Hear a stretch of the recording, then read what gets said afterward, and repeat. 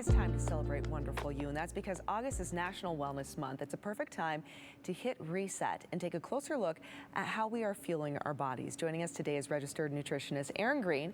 She's here to share some simple, doable tips that can boost our overall well-being. I'm such a fan.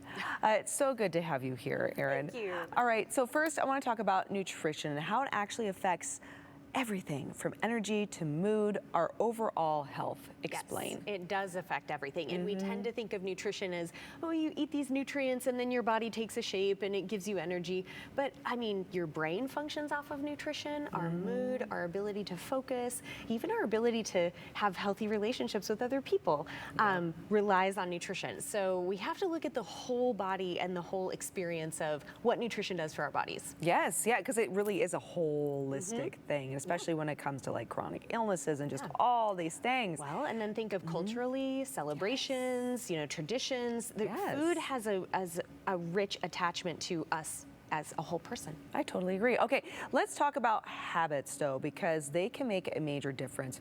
What are a few easy changes that people can start with, like right now, today? Well, people like to overhaul everything at once, right? Like, I'm starting anew, and it usually fails. It's overwhelming. People get burnout. And so I will usually work with people to set one or two very doable goals that almost seem so easy that they seem like it's kind of worthless. Like, why do I even want to go for a 30-minute walk on my lunch break? Or why do I even want to add one more serving of vegetables to my day? And I have a saying, if it's so easy, prove it. Yeah. So let's do this. Let's build some consistency. And then once you show that that's so easy to do, that you have one family meal a week, that you have, you know, additional like bean or legume serving in your day, try and do that. And let's build some consistency. And then we can continue adding to that easy habit to where all of a sudden you get to that overhaul state, you know, 3, 6, 12 months down the road. Yes. Okay, so it's one step at a time. Quite literally in some ways, right?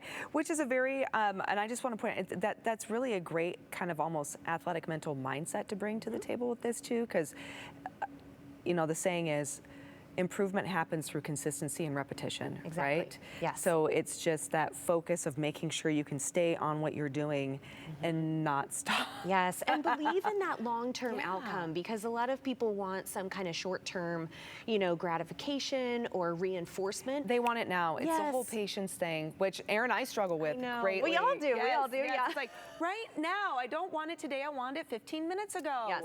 Why can it not happen right now? I know. And so there are some things that you can build into your day. So I've worked with people that do sticker charts on their refrigerator. So they like set a couple goals and then they'll just do like a little sticker chart, you know, sticker every day that they meet that goal. And so it's that's like rewarding. Yeah, it's just that's that little instant reward. Okay, I love that. That's a great idea. Okay, we're heading into a really busy season, right? School, oh my goodness, starts on Wednesday for West Ada and Boise. You have some great examples here of how we can not only fuel ourselves well, but also our kids in a busy time. Okay, what do we got? So one of the big things is to have snacks and those quick items ready to go, so that you make the healthy option the easy option. And it doesn't mean you can't have, you know, some goodies and things for snacks, but if you're really trying to set up your environment at home or work or, you know, in your kid's backpack with those healthy options, you have to think ahead and you have to have some prepared items. So I like building snacks with a protein and produce combination for most snacks, and then you can also add, you know, grains and carbohydrates and sweet things to that foundation. But if we have a protein and a produce could be a fruit or vegetable in any form. It can be canned, frozen, fresh, or dried. So you have all kinds of options you can put together. You can get prepared items that, you know, we have like some of these little pre-packaged, pre-portioned things. Those are really handy, but be prepared to pay more when you're getting those pre-portioned items, and maybe take some inspiration from some of these, you know, little bento box kinds of snacks. You can build those at home for your kids and for your families. And you and I were talking, like the cost of one of them, you could probably build like 4 of them for the cost of one. So just plan ahead, get inspired.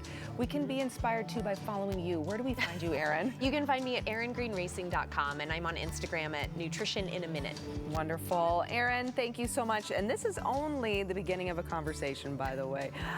Make sure you check her out. More to come here on idaho-today right after the break.